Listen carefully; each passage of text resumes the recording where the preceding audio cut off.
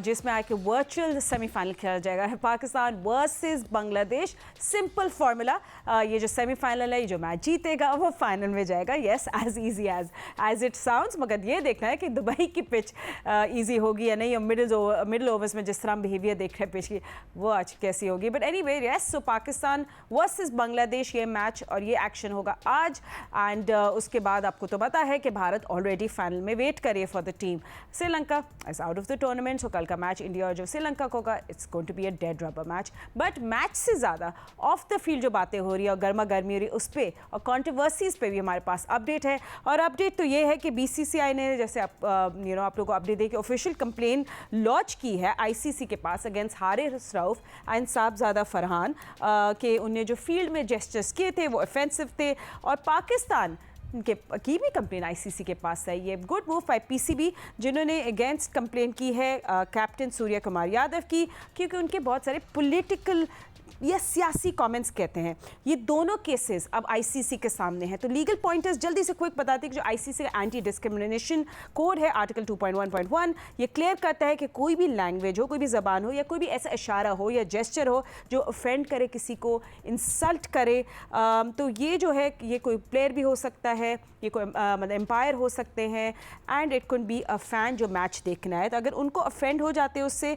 तो इसको एक ऑफेंस माना जाता है। सो इस पर हम लोग बात करेंगे। तो एक दफ़ा आपको पता है कि साहबजादा फरहान और हारिस रऊफ के खिलाफ कंप्लेन है, एंड देन सूर्य कुमार यादव, ये सब आईसीसी कानून के खिलाफ है कि इंडिया के विन के बाद उन्हें press hub of post match जो है वो उन्होंने अपने आर्म्ड फोर्सेज, और आपको पता है जो भी कंट्रोवर्सी उस पर उन लोगों ने डेडिकेट कर दिया था। सो आईसीसी का stance is always clear that political statements जो भी होती है वो स्पिरिट ऑफ क्रिकेट के खिलाफ है। अरफा फिरोज आर कॉरेस्पॉन्डेंट, वो फॉलो कर रहे हैं इस न्यूज़ को, तो हम उनसे पूछेंगे कि एक्चुअली अरफा, 2-3 सवाल एक साथ मैं आपसे पूछ लेती हूँ कि आईसीसी इस पे एक्शन कब ले सकता है। You have your both complaints, और ये भी बताएं कि अगला स्टेप क्या होगा, कि मतलब कोई प्लेयर्स को बुलाया जाएगा, कोई रिटन रिस्पॉन्स होगा। I think we all want to know this, क्योंकि सब एक्सपेक्ट कर रहे हैं India Pakistan clash on Sunday. देखिए, पाकिस्तान और इंडिया के लिए बहुत ये आज अहम दिन है।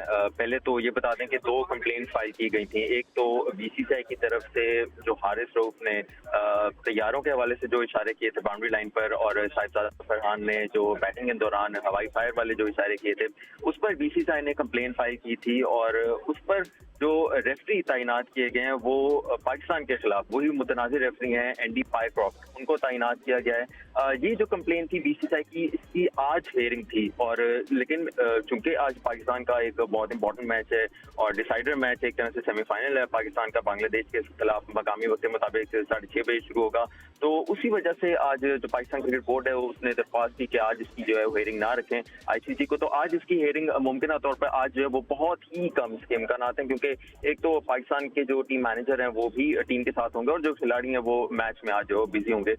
दूसरी तरफ जो भारतीय कप्तान सूर्य कुमार यादव ने पाकिस्तान के खिलाफ जो ग्रुप मैच हुआ था उसकी प्रेजेंटेशन सेरेमनी में अपने पहलगाम वाक़े और अपनी आर्म फोर्सेस को एक सियासी पॉलिटिकल बयान, उसको कंट्रोवर्सी उसकी बन गई थी, और उस पर फिर पाकिस्तान क्रिकेट बोर्ड ने खत लिखा था बाकायदा आईसीसी को, और आईसीसी ने उस खत को पहले तो मंजूर किया है। ये एक पॉजिटिव साइन है पाकिस्तान क्रिकेट बोर्ड के लिए, क्योंकि बहुत ही अनलाइकली लग रहा था जिस तरह से आईसीसी के इस टाइम चेयरमैन है वो भी भारत से बिलोंग करते हैं और फिर जो सीईओ है वो भी भारत से हैं, तो उम्मीद नहीं की जा रही थी with in Pakistan cricket board के क्रू के ये एक्सेप्ट होगी, लेकिन फिर भी ये शिकायत दर्ज की गई और फॉर्चुनेटली ये शिकायत अब मंजूर हो गई है। अब इस पर बाकायदा जो वो पैनल बनाया गया है, और जो पाकिस्तान क्रिकेट बोर्ड की शिकायत है अगेंस्ट सूर्य कुमार यादव, इसकी जो समाअत होगी वो रिची रिचर्डसन करेंगे, जो रेफरी हैं एशिया कप की भी उसमें रेफरी के फराइज अपने सरंजाम दे रहे हैं। इसकी जो समाअत है वो आज ही होगी और आज किसी भी वक्त हो सकती है। इस पे प्लेयर सूर्य कुमार यादव का जो बयान है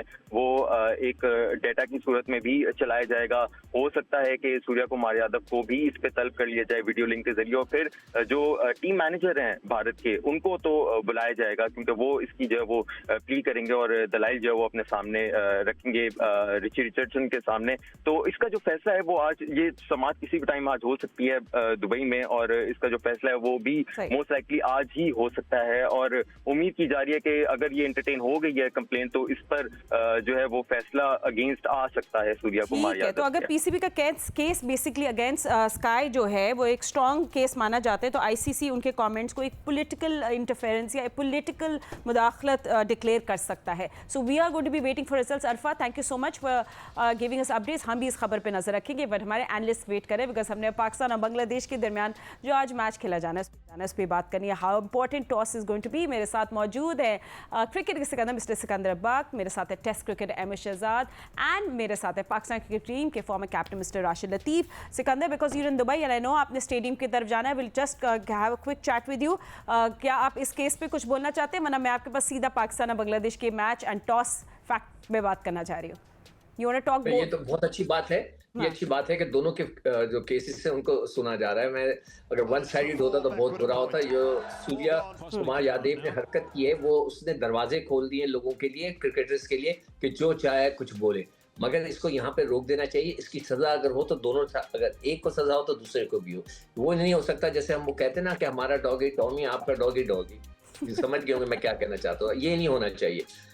दोनों तरफ से अगर आप हमारे बच्चों के खिलाफ एक्शन लेते हैं तो उनके खिलाफ भी सख्त किस्म का एक्शन होना चाहिए। उन्होंने बहुत गलत हरकत की है, जो कि ये भी मैं समझता हूँ कि ये ऐसा होना चाहिए। और देखते हैं कि इसका फैसला क्या होता है, और ये फाइनल के बाद हो उसका फैसला तो बेहतर है। ऐसा ना हो कि ये इस एशिया कप का जो मजा है वो किरकिरा हो जाए कि बीच में अगर किसी को कोई सजा हो जाती है तीनों को, तो it will be no fun. तो फाइनल के बाद जो भी सजा देनी है उसके ऊपर बात की जाए। चलिए, सही है, ठीक है। एंड ठीक है राशिद भाई, आप इस पे कुछ कहना चाह रहे हैं, वरना हम लोग आई एम श्योर आप भी कुछ कहना चाह रहे हैं। जी, हाँ बिल्कुल कहें। डिस्क्रिमिनेशन कोड है, बहुत हैवी है ये। इतना जो समझ रहे हैं इतना आसान नहीं है, लेकिन शायद लीनियंसी दिखाए आईसीसी, क्योंकि ये पॉलिटिकल है दोनों कंट्रीज के लिए। और ये जो इन्होंने एक्ट किया है उसमें पॉइंट्स होते हैं, 4 से 8 पॉइंट्स लग सकते हैं किसी भी प्लेयर के ऊपर, जो कि आईसीसी के हक के पास होती है। इसकी ये तजवीज़ पेश करना या फाइन करना या बैन लगाना उनके हाथ में होता है। मैच रेफरी से हट के भी वो काम कर सकते हैं। लेवल 3 से लेवल 4 तक भी जा सकते हैं इसमें। और देखते हैं आगे कैसा होता है। लेकिन ठीक है, जैसे चिकू भाई ने बात की, होना चाहिए, इसके ऊपर कार्रवाई होनी चाहिए, वरना एक दफा खुल गए ना फिर चलता ही चला जाएगा। हर कोई आके जो मर्जी आके बोल देगा, तो इसमें कार्रवाई जरूर होनी चाहिए। राशिद भाई, आपको मतलब थोड़ा सा कुछ आइडिया कि व्हाट काइंड ऑफ फाइन और सस्पेंशन और किस तरह हम एक्सपेक्ट कर सकते हैं, स्पेशली सूर्या कुमार यादव के केस में? T20 खेल रहे हैं, तो T20 में आपको 2 से 5 T20 पे पाबंदी और फाइन भी हो सकता है, फाइनेंशियली फाइन भी किया जाता है। लेकिन मोस्टली ऐसे मौकों पे आपको मैचेस का फाइन, मैचेस पे बैन लगाया जाता है। हजारंगा पे हुआ था, दूसरी केसेस में और किसी पे हुआ था। मुझ पे अपने खुद 5 मैचेस की पाबंदी लग चुकी है। और इसी तरह से आईसीसी डिसीजन लेती है कि मैचेस की पाबंदी लगाते हैं ज्यादातर।